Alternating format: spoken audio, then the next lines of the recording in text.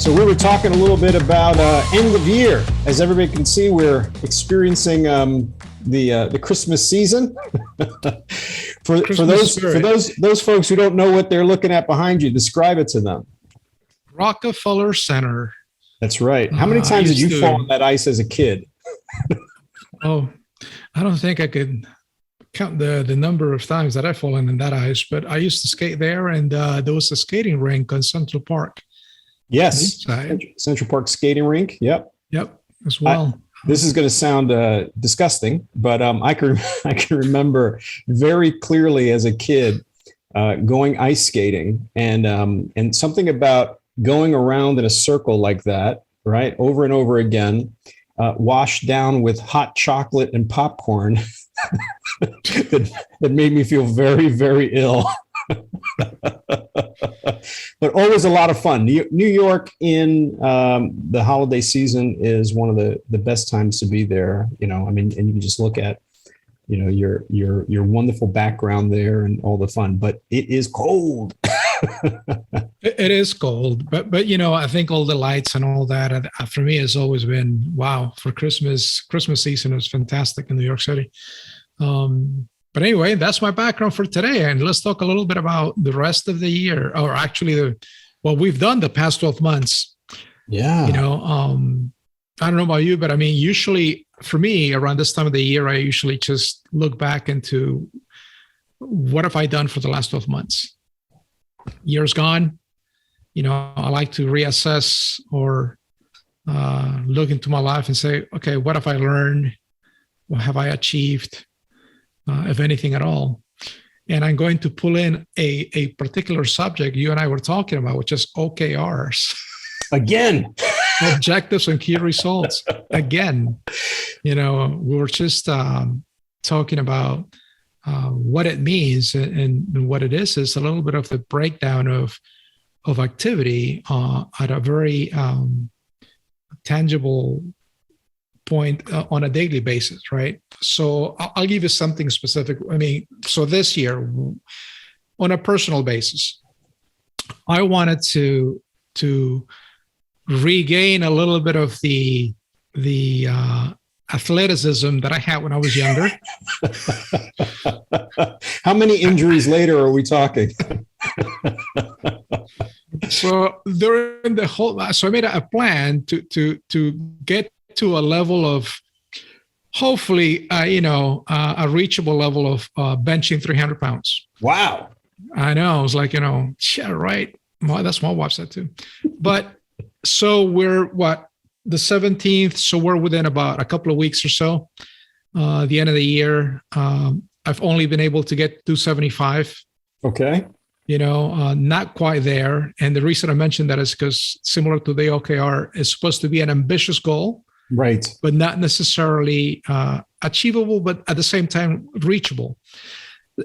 And some people would say like, well, what did you have to do? And we were just going over it, the activity on a daily basis, 5 o'clock in the morning, get out of bed, go to the gym, do what you had to do.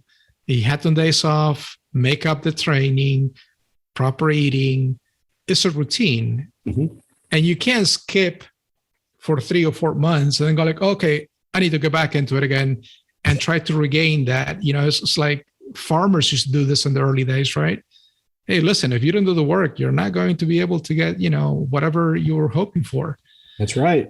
So for me, it's been a year that I haven't been able to achieve the 300 pounds, but 275 for an old man is not too bad. 275 is not bad at all. I mean, that's that territory that most people can't say that they can do. Yeah. Oh, that's 8 reps, by the way. It's not a one time. You can keep a wrestler off of you. Yeah, I think so. Yeah, but I've been able to, like I said, do it 7 times in a row, 8 times in a row. So I think I'm pretty decent, not too bad.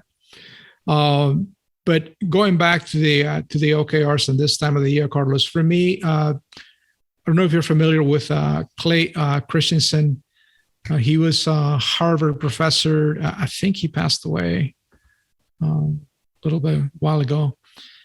But I saw one of his book. Oh, I read one of his books. How will you measure your life? Mm-hmm. And I think he gives a talk where he was an MBA from Harvard, and he was saying, and I probably want to adjust this to the story. He was saying, like, after 10 years that he graduated, he came back to the the get together with the classmates and whatever not, and everybody of his classmates were happy, and everybody had married somebody that was better looking than them or something like that, and everybody was just happy and ecstatic. And I think it was 10 years later, so 20-year reunion, people were not as happy, not as healthy. Some had gotten divorced. Some people were having problems and so on. And I guess this message is, how will you measure your life, when you get into your latter years? And I don't want to monopolize this whole quick take, but I mean, I'm sure you and I know a lot of people that are successful, but at what cost? Yeah. Right. What have you seen? It's such a, I think it's such an important question. I saw, and not to bring everything down, the quick take down or anything like that, but I saw a post recently from, a professional in, the sort of learning field in the general vicinity of where we are in the Dallas Metroplex and so on, who was basically telling her contacts that she was going into hospice, okay, because cancer that she'd been fighting for a very long time had returned, and there was not much more that could be done. And she made the point that, take the time now to think about what's most important for you, because we don't have all the time in the world. As much as we think about it, and I'm paraphrasing now, none of us gets out of here alive, right? Measure your life by the things that you have done that have made other people's lives better, right? That's the key point. And I thought about that, in respect to this conversation we're having, and I thought that one of the things that we should all be doing at this time of the year is not just reflecting on our OKRs, for example, from a business perspective, or whether we've achieved a revenue target or a sales target, but rather in what ways have we positively affected the people around us, right? How have we done better by those that we consider family, that we consider friends? So to me, that's one of those natural reflections at this time, around this time of the year, I think about.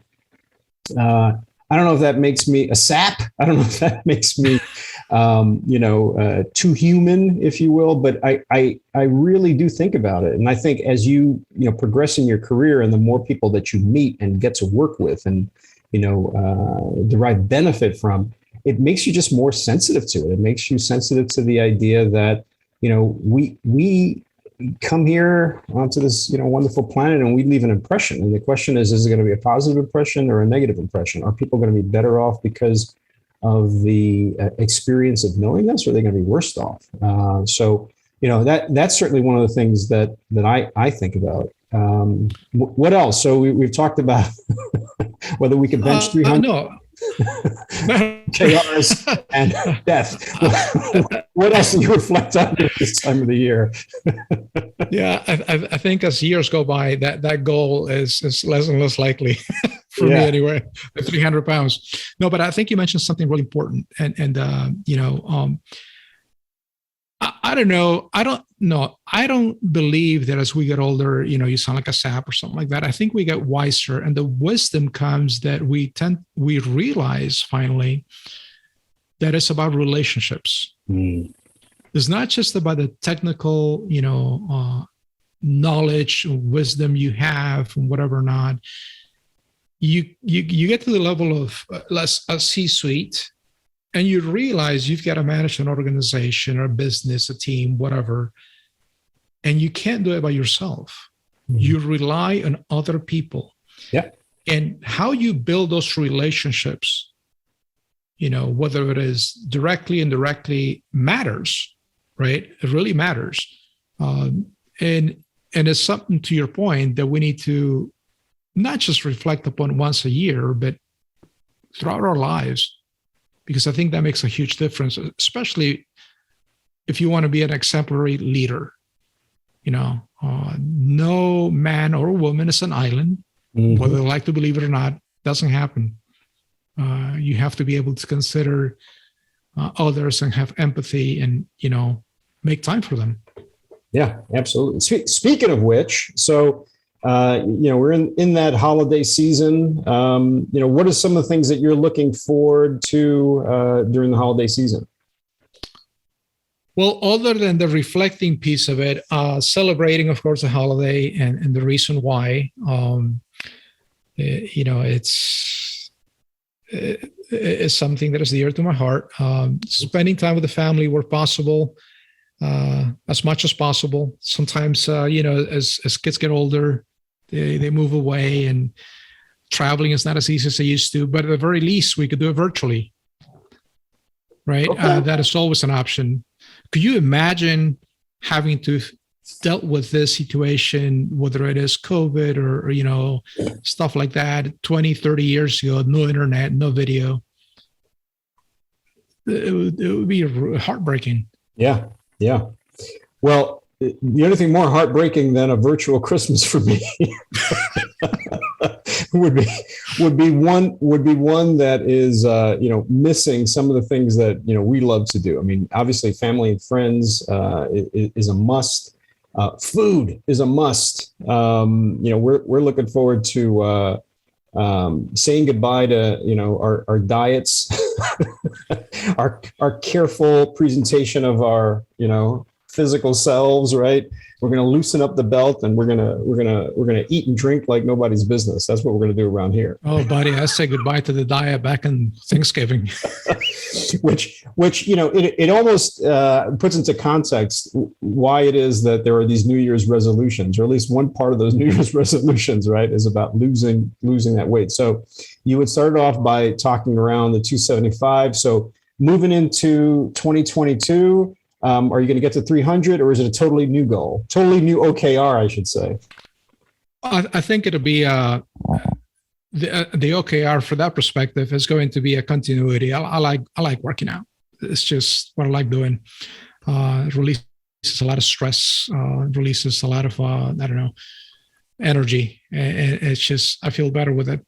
But to your point, for next year, 2022. I think I'll rely on my butt here to keep on developing more podcasts. That's one of those things we're going to do. Talk a little bit about some of the exciting ones we got coming up. Look, next year, I think we need to look something on leadership. I think we might have covered this briefly before, but leadership is so I wouldn't say overrated, is so underrated and is so over-talked. But I think I like to break down what leadership really means and the different types. I think that's one aspect of it. Another aspect of it has to do with, you and I discussed this, let's talk about the boardroom. Yes. Everybody wants to know what goes on behind closed doors in the boardroom, and not a lot of people get a chance to become board members or know how to do, the fiduciary responsibility, governance, and all that of the boardroom. I think it's important. So I like to take a journey on that. Granted, folks, this is a hobby Carlos and I have. we have a role. I do have to work. And Carlos, what do you got? Yeah, and so a couple of guests that I think our audience is really going to be excited to hear from are Dr. Ojeda of Texas A&M, who's going to come in and talk to us a little bit about diversity, equity, and inclusion, which is a great subject for building teams as a leader. And we're also really excited about the conversation that we're going to have with Esther Aguilera, who looks after Latinos in board positions.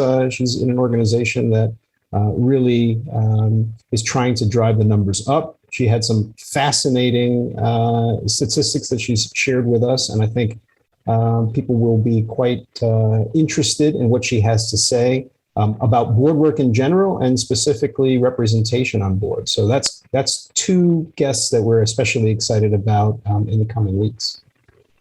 Yeah, let's not forget also we have in the leadership group, we have Giselle Marcus, Harvard MBA. We'll be able to share that with you in the coming year.